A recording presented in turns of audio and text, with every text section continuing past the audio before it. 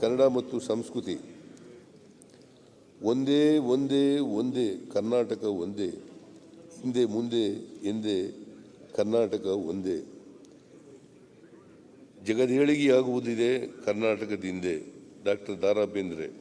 ಮೈಸೂರು ರಾಜ್ಯವು ಕರ್ನಾಟಕ ಎಂದು ನಾಮಕರಣವಾಗಿ 1ನೇ ನವೆಂಬರ್ 23ಕ್ಕೆ 50 ವರ್ಷ ಪೂರ್ಣಗೊಳ್ಳಲಿದೆ.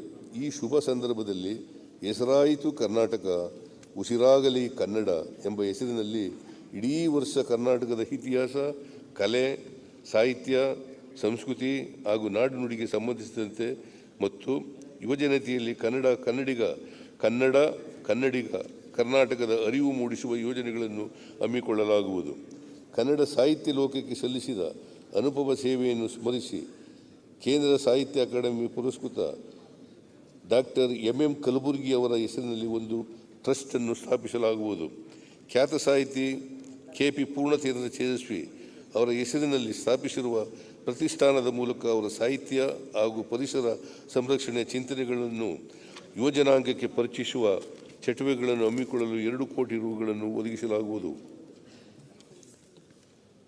ನಮ್ಮ ರಾಜ್ಯದ ಜಾನಪದ ಕಲೆಗಳನ್ನು ಉಳಿಸಿ ಬೆಳೆಸಲು ಮತ್ತು ಯುವ ಪೀಳಿಗೆಗೆ ಪರಿಚಯಿಸಲು ಪ್ರಮುಖ ಪಾತ್ರ ವಹಿಸುತ್ತಿರುವ ರಾಮನಗರ ಜಿಲ್ಲೆಯ ಜಾನಪದ ಲೋಕಕ್ಕೆ 2 ಕೋಟಿ ರು ಅನುದಾನ ನೀಡಲಾಗುವುದು. ಇದೇ ಮಾದರಿಯಲ್ಲಿ ಕಲ್ಯಾಣ ಕರ್ನಾಟಕ ಭಾಗದ ಕೊಪ್ಪಳ ಜಿಲ್ಲೆಯಲ್ಲಿ ಜಾನಪದ ಲೋಕ ಸ್ಥಾಪನೆ ಮಾಡಲಾಗುವುದು.